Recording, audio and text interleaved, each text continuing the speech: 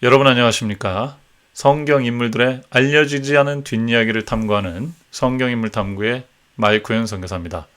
오늘은 이스라엘을 긴 노예 생활에서 해방한 영웅 모세가 아니고 모세의 누나 미리암에 대해서 함께 살펴보도록 하겠습니다. 대체로 모세에 대해서는 많이 알려져 있지만 모세의 누나에 대해서는 잘 알려져 있지 않죠. 성경에 나오긴 나오지만 비중이 확 적습니다. 그러나 유대문헌이나 이런 곳에는 이 미리암에 대한 많은 이야기들이 발견되거든요. 오늘은 그 얘기를 함께 정리해서 살펴보려고 합니다. 준비되셨나요? 준비되셨으면 함께 가보시죠. 뿅! 자, 성경인물 탐구 미리암 13번째 시간이 되겠습니다. 자, 성경에는 자세히 나오지 않지만 미리암은 유대인들에게 여성 선지자로 기록이 되어 있습니다. 그래서 아마 최초의 여자 선지자로 기록된 게 아닌가 이런 생각이 들고요. 왜 여자 선지자냐? 프로페티스라고 되어 있는데 모세가 자신의 어머니 요게벳과 아버지 사이에서 태어날 것이라는 것에 대한 예언을 미리암이 먼저 했다는 거예요. 그래서 모세를 구원하는데 1등 공신이 되었다. 이런 표현들이 있습니다. 네, 미리암은 엄마 아빠가 어떤 이유로 이렇게 따로 살고 있었는데 특정 시점에 엄마 아빠가 같이 살아야 된다. 그래야 모세가 나온다. 그래야 이스라엘을 구원받는다. 이런 예언을 했다 그래요. 그래서 나중에 이제 그 얘기를 부모님들은 그렇게 신중하게 듣지는 않았겠죠. 근데 모세가 태어나고 이제 모세의 용모를 보니까 범상치가 않아요. 그래서 부모님들이 이 모세에 대한 예언을 한 것에 대해서 미리암을 칭찬하고 미리암을 다르게 봤다. 이런 표현들이 나옵니다. 그리고 실제로 모세를 구원하는데 결정적인 역할을 하죠. 이제 모세가 이스라엘 백성의 구원자였지만 미리암은 모세를 구원하는 아주 결정적인 역할을 했기 때문에 매우 중요한 인물이다. 이렇게 나옵니다. 사실 이제 모세를 이 구약 전승에 보면은 모세를 갈대 상자에 넣어서 띄워놨는데 일주일 동안 이제 그 나일강을 떠다녔는데 밤에는 요게벳이 보고 낮에는 미리암이 보고 서로 번갈아가면서 이렇게 했고 결국 이제 미리암이 그 바로의 딸에게서 자신의 어머니를 소개해주면서 보모로 유모로 이렇게 써달라 이런 식으로 요청한 것으로 나옵니다. 그래서 미리암은 어리지만 굉장히 기지가 있고 영적으로도 아주 똑부러지는 그런 여성인 것을 알 수가 있습니다. 그 다음에 나중에 출애굽한 다음에 이스라엘 백성이 광야를 지날 때 이 미리암의 리더십이 굉장히 커지는 것을 알 수가 있죠. 홍해를 건넌 다음에 하나님께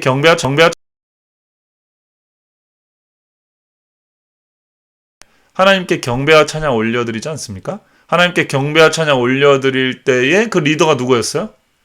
미리암입니다. 거기 기록에 따라 다르지만 거의 추정치로는 수십만이 지금 나왔는데 찬양 잘하는 사람이 없었겠어요? 리더가 없었겠습니까?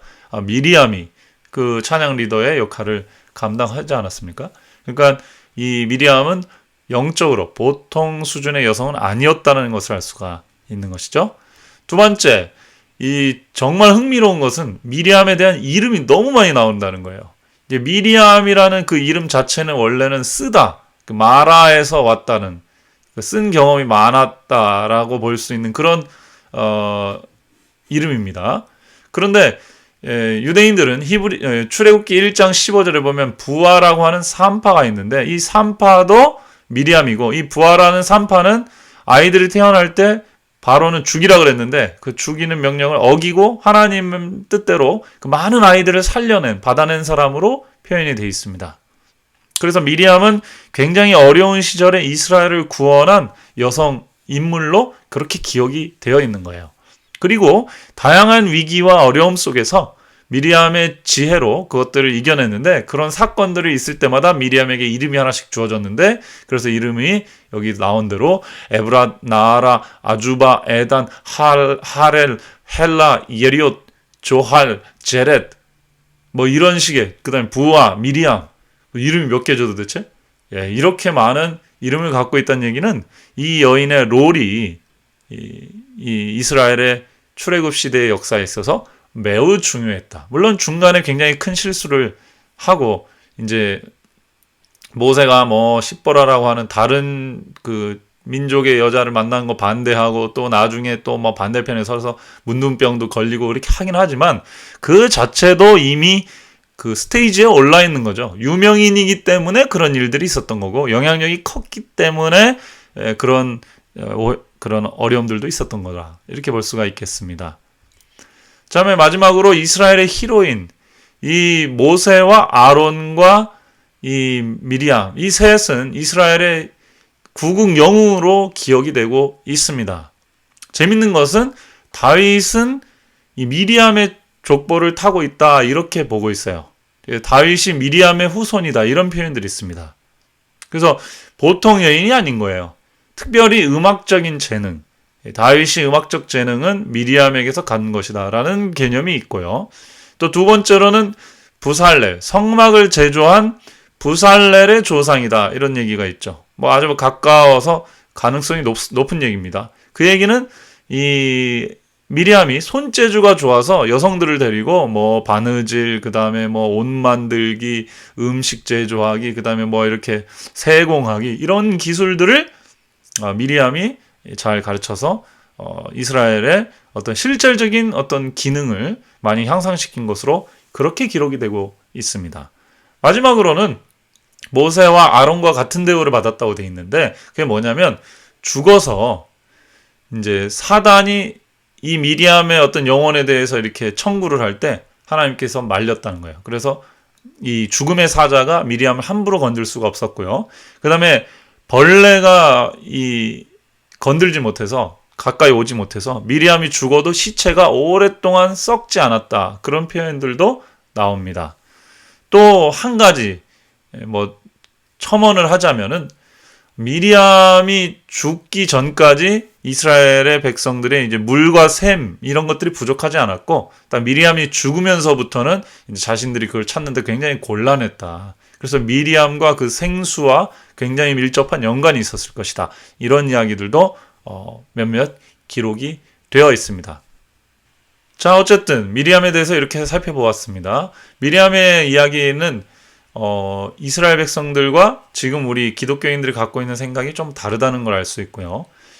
유대인들은 우리보다 훨씬 더 민족 영웅으로서, 우리 한국 사람들로 말하면 유관순 누나처럼 백성을 구원하는 일에 혁혁한 공을 세운 사람으로서 그 위상을 굉장히 높게 책정하고 존중해 주는 걸 알 수 있습니다.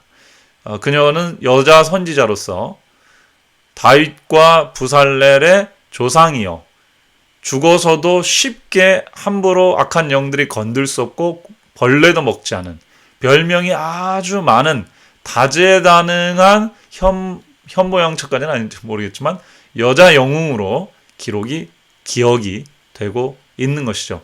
오늘날 우리 주변에도 아마 이런 여성분들이 굉장히 많을 것입니다. 지위는 뭐 여자 집사님, 뭐 장로님, 뭐 전도사님 이 정도 되지 않을진 몰라도 웬만한 남자들이 못하는 일들을 감당하는 다양한 재주를 가진 여성들의 활동, 미리암에서부터 사실 그 뿌리가 있는 것이 아닌가 이런 생각이 듭니다.